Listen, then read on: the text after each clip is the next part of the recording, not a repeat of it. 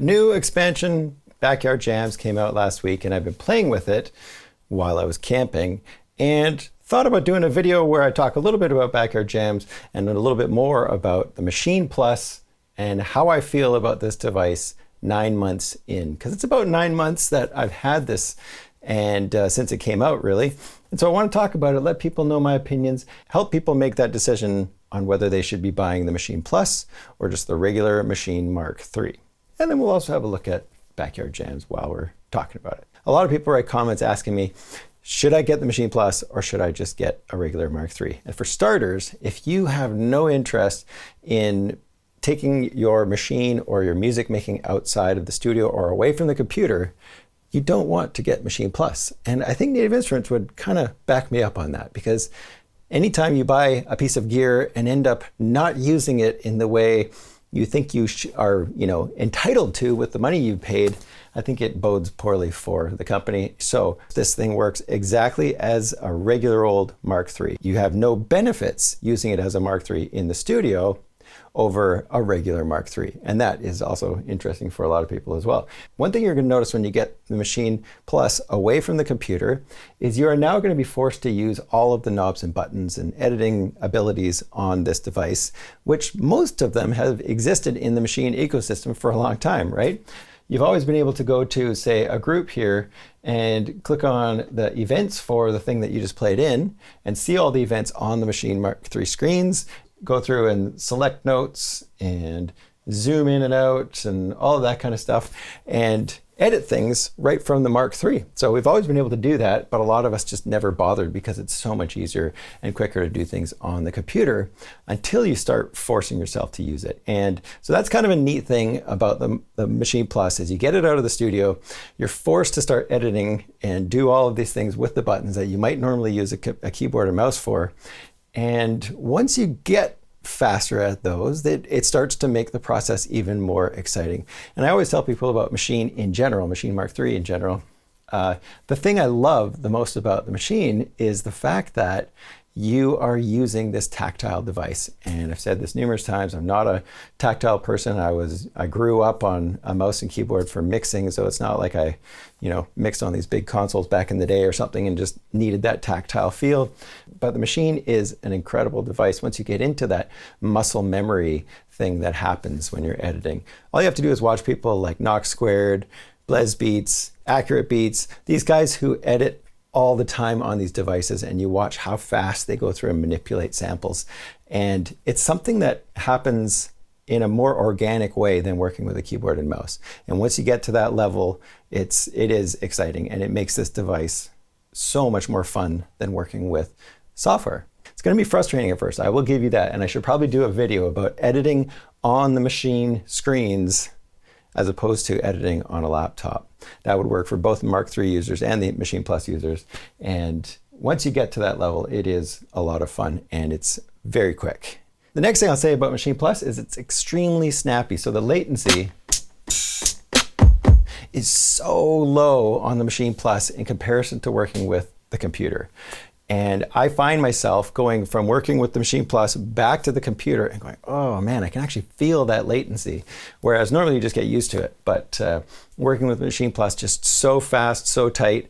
And I really love that aspect of it. I think that's one of the reasons I could find myself working in Maschine Plus, switching over to the software after getting some beats down and stuff like that. And the other things you have to keep in mind, of course, is that there's no battery. I have a battery pack that I picked up, and it costs like $100 on Amazon.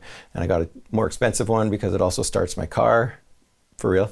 So I'll put a link to that in the description, but there's also other packs that people have found that are much cheaper and will provide, 6-7 hours of battery life for the device. And it doesn't have a speaker. It doesn't have a speaker built in, which I probably wouldn't use that much anyways, but it's just kind of neat to have devices like I have the OPZ right now. And that little device has a speaker built into it, and you find yourself using that little speaker from time to time just to play around and have some fun. So a little speaker would be really neat on this. And the other thing I really wish this device had is an onboard microphone. Imagine if it just had a little microphone at the front of the device or something, so you could throw in some really interesting samples, grab some sounds, whatever, record them right onto the device without having to hook up a microphone. This thing does have a limit to its processor speed. And I have videos in the past that talk about best ways to optimize Maschine Plus, so make sure you go check those out. I'll put a link to that in the description. But the processor on Maschine Plus is going to be a lot weaker than the processor on your computer. So you do have to keep that in mind, that you are going to be limited in what you can do with Maschine Plus compared to even a modest computer. So all those things aside, would I recommend this device? If I wasn't given this device by Native Instruments, would I recommend this device to people? Of course I would. And the more I get away from the studio in the summertime here, the more I'm enjoying the act of making music. This device allows you to really make music, and those who use the Maschine already know exactly what I'm talking about. I highly recommend it for people who need to get out of the studio. If you don't need to get out of the studio, if you can stick with a laptop even outside of the studio as well, go for the Mark III. That is my final recommendation on that, and I'm just going to keep making music from lawn chairs and in the car, and hopefully even into the winter this year. We'll see how it goes. Okay, so now let's look at Backyard Jams. New expansion, just came out 2 weeks ago. I'll have a link in the description, and you can click on that if you want to buy it.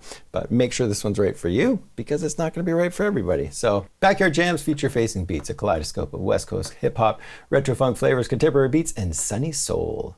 Start playing around with the kits on this one, the groups, and you're going to find right away that if this is kind of your thing, if this kind of music is your thing, these kits are fantastic. Another thing I'll say about this expansion, it doesn't have a ton of sampled instruments. So if I go over to Sounds and go to Backyard Jams, we can see that we have 25 instruments in here.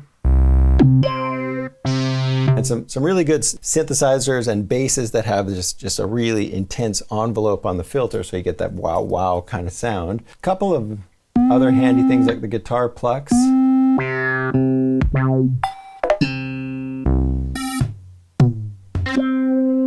And another guitar, but not a ton. And then if we go over to instruments, we can go to Monarch, and we can see the Backyard Jams sounds that are in there. We've got 9 patches in total there. And then the same thing for Massive, we've got a few more in there. We go to Backyard Jams, we've got 20 instruments in there. So the funny thing I find myself doing when I'm making these expansion videos is trying to use only sounds from the expansion and then see if I can create workable songs out of just those instruments. But the truth is, when you're buying these kinds of things, you're adding it to whatever you already have. So sometimes I feel like I'm not doing the libraries justice by trying to use only the instruments or only the sounds in the expansion. So really heavy on the beautiful groups and drum kits, but not as heavy on the synthesizer sounds or the sampled instruments. And I also noticed that, say, with the loops. So if we go over to Backyard Jams in the loops, we've got, if I go to the different types, you see that we've got 26 bass loops. We've got some combo loops, and these are kind of more the ones that I had more fun with when I was playing around with them. 72 combo loops. I don't always like to work with the combo ones because you end up getting stuck with multiple layers of instruments potentially. The drum loops in here, we've got 95 different drum loops, and these can be a great way to get inspired. So listen to, ooh, it's got a cool swing on it.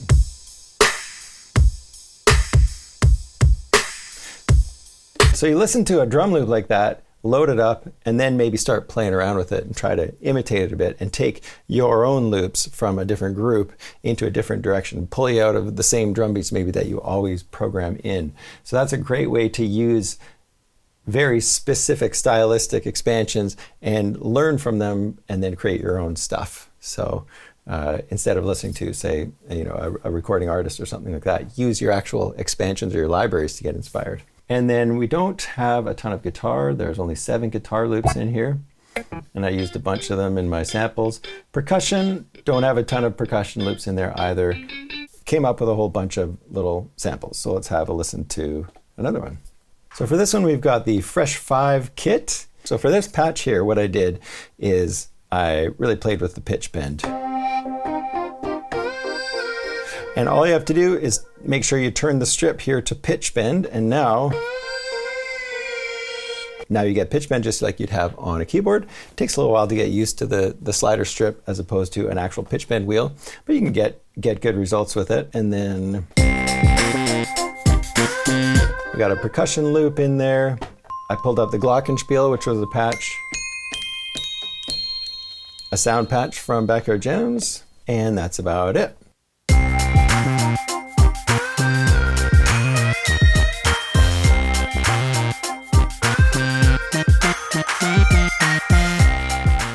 Okay, so another little idea, and in this one what I wanted to do is take some of these stabs, these hits that come with Backyard Jams, and work with them in a kind of not so traditional way. And so what I found here were a bunch of synthesizer stabs.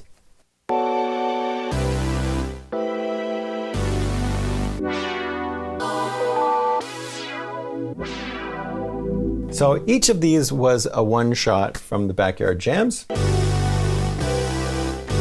So this is the same chord, just put on two different pads and pitched up. So I could take this one, duplicate it to here, and then maybe pitch it again.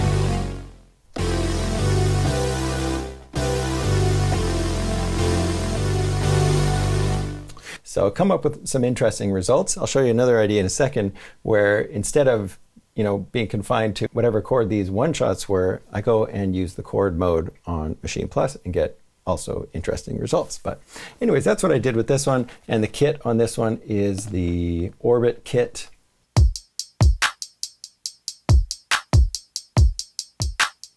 Really beautiful little kits, kind of a little bit crunchy, kept it really clean, no reverb.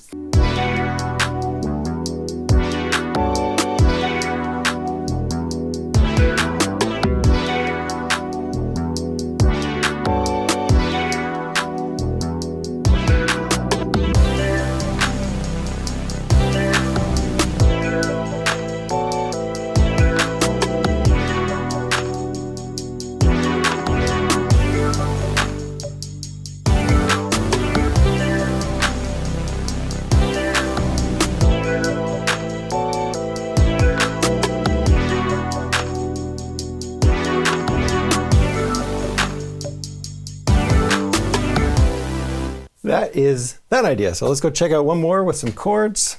The kit that I'm working with is called Cosmic Kit.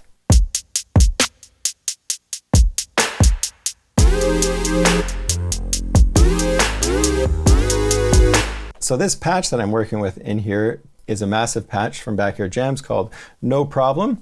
So we do have a bunch of these chord stabs in this library that sound, really nice like this. I love that sound, but you can't go and choose your chords. So what I did with this one is I went to chord mode on that synth sound.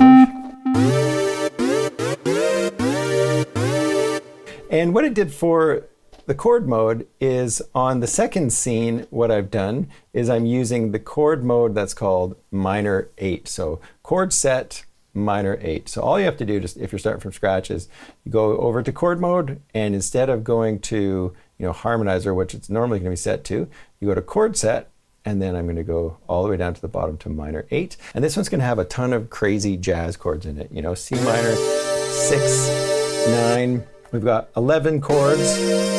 We've got flat 9, flat 13. Flat 9, flat 13 chords. So something like that. These are complex jazz chords that, as jazz musicians, we spend many hours of our lives practicing, right? So you get these complex chords on here. And what I did is I used minor 8 for this scene, for the second scene, and then for the first scene, I used the chords from the minor 9 set. So a little bit less juicy, a little bit more standard.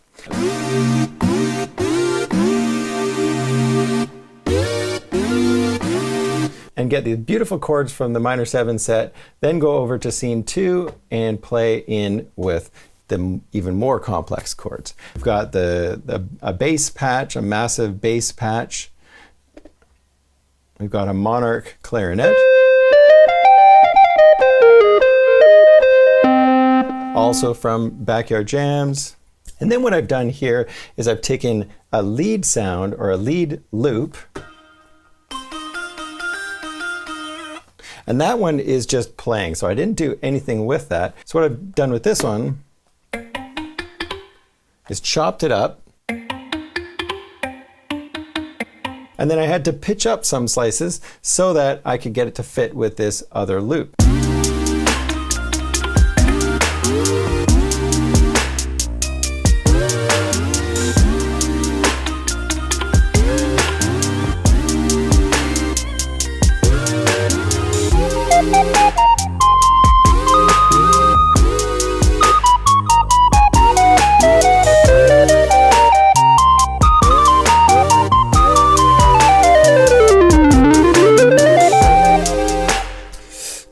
pretty fun stuff. I'm really loving the kits in Backyard Jams. Make sure this one's right for you before you go clicking that buy button. But if you want to get it through my link, that'll help me out, and I sure appreciate it. So anyways, we'll see you in the next video, and thanks for watching.